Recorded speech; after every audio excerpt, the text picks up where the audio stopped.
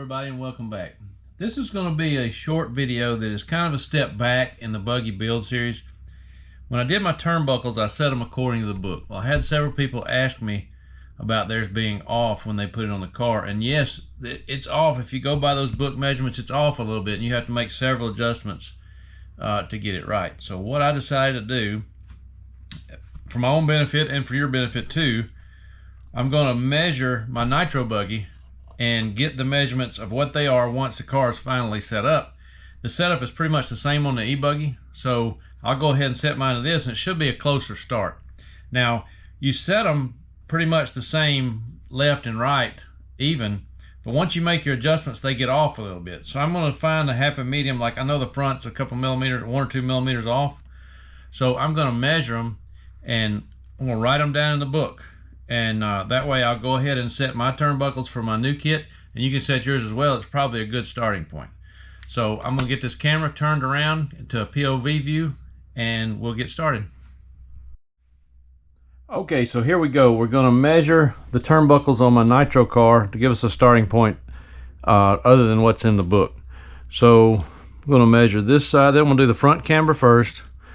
Got 22.2, and if you look over here at the book, it shows you 18.75. That's a good bit different. So let's measure the other side. So 22. Let's say we'll call it 22, and this one's 21. So we're going to call it. We're just going to call it 21. So I'm going to say 21 millimeter. Okay. Now let's measure the rear. Got 29.92, so basically 30. They're saying 31.7. Again, it's a little off, but it's probably has to do with where I've got mine set according to the way they originally set it up. So no harm, no foul. 29.4. We'll just go ahead and call it 30 millimeters. Okay. Then all we got left is the steering. 30.46. Steering, they're saying 31.9. See, we're off a little bit. 31.25. Let's do that again. 31.25. 30.4. We'll just call it 31. So that's pretty close. 31 millimeter. So that's what I'm going to do. I just want to make this quick video to show you. So I'm going to change mine. I'm going to change my front link to 21 millimeter gap, my steering link to 31 millimeter gap, and my rear camber link to 30 millimeter gap.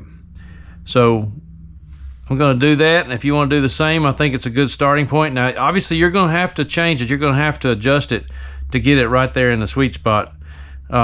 Every car's different, every setup's different, so different according to how your toe is and everything. So with my current setup on my e-buggy nitro buggy, that's the one numbers I run, so I'm going to set it at that. So this is just going to be an additional video to complement the turnbuckle video and give anybody that had a question a good starting point.